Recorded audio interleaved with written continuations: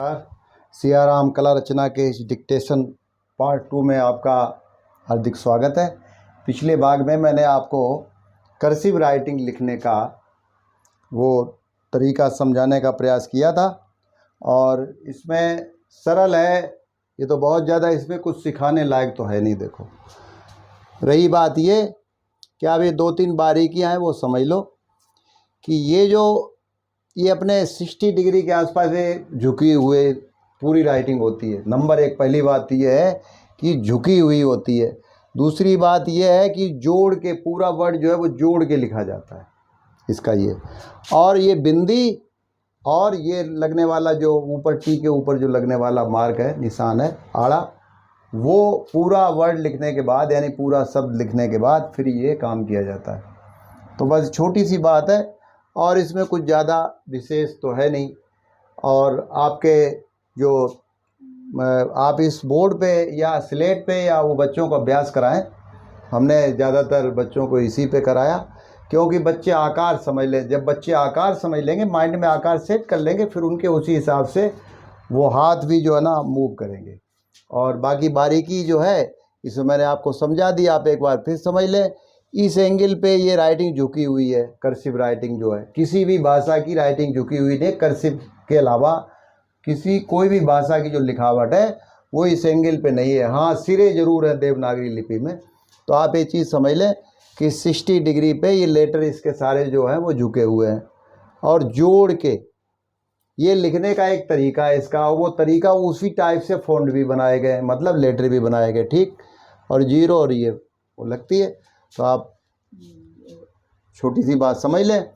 और निर्कुल या sketch pen से कट लगा के, और या फिर जो है ना आप होल्डर वगैरह से जो जी निभाते हैं वो, या निब वाले जो पेन हैं उनसे ये राइटिंग बैठती है। और बॉल पेन वगैरह जो हैं वो लिखने के, कर्सिव राइटिंग लिखने के वो अच्छे पेन या कलम या लेखनी वो नहीं है। ये भी चीज़ आपको समझनी पड़ेगी। तो बस मैं इसी अंश पे चौक को रखता हूँ, आपको 2-4 लेटर बता देता हूँ और फिर इसमें कुछ सिखाने जैसा है नहीं। देखो, ये आप यूँ घुमाएंगे और ये सीधी ले जाएंगे तो ये पतली आ जाएगी, और इसको यूँ कर देंगे तो ये मोटी आ जाएगी, और यहाँ ले जाके और ऐसे करके, और जब ये निकाल इसलिए देते हैं दूसरा लेटर इसमें जुड़ जाए, ठीक है ना। ये मैंने आपको पहली बार ही बताया।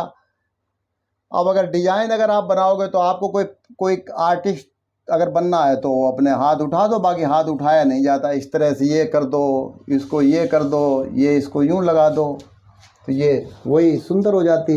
लेकिन आपका जो अगर उद्देश्य अच्छी दिखने का और स्पीड से आ जाए लिखाई, क्योंकि इसके भी मार्क, आपको जो मार्क्स है ना वो अलग से मिलते हैं अगर आपकी राइटिंग अच्छी हो। मैंने पिछली बार सुतलेख हिंदी बताई थी, समझाई थी। तो ये तो आ गया ए, और देखो ये बी भी यही ले लो। अब ये जब इसके आगे जब आप लिखना शुरू करेंगे तो इसमें पे जोड़ते जाएंगे। जैसे ये आपने ए है वो जोड़ दिया, लो बैठ। और ये जो सारा, अगर ये टी इधर भी आती तो भी आपको पहले पूरा वर्ड लिखना था, उसके बाद फिर ये बिंदी लगाते या टी लगाते, कुछ भी करते। तो ये बाद में आ गया। और बस सी तो है ही। ये काम जो है ना आप आकार समझ लें, उसके बाद फिर इस निर्कुल का ही काम रह जाता है। ये इस तरह से, ठीक है ना। आप आकार को एक बार समझ लें कि ऐसे बनेगा। डी को भी इसी तरह ले लो, ए बी सी, और ये यूँ लाए, फिर ऐसे जाके और यूँ कर दिया, ये डी हो गई। और बस ऐसे ही जो है ना टी भी इसी तरह से ले लो। अब ऐसे करके इसके आगे जोड़ते जाओ, और ये ए बी सी डी और ये। अब इसको आना चाहो तो आप ऐसे घुमा लो या कैसे भी कर लो, ये घुमा देते हैं लोग आगे ऐसे करके, ठीक है ना। एफ। तो बस ये छोटी छोटी बातें हैं और इसमें कुछ सीखने जैसा तो भाई कुछ है नहीं। लेकिन वो चक्कर ये हिंदी की श्रुति लेख वो चलाया, तो ये इंग्लिश का भी जो है ना वो बताना पड़ा आपको।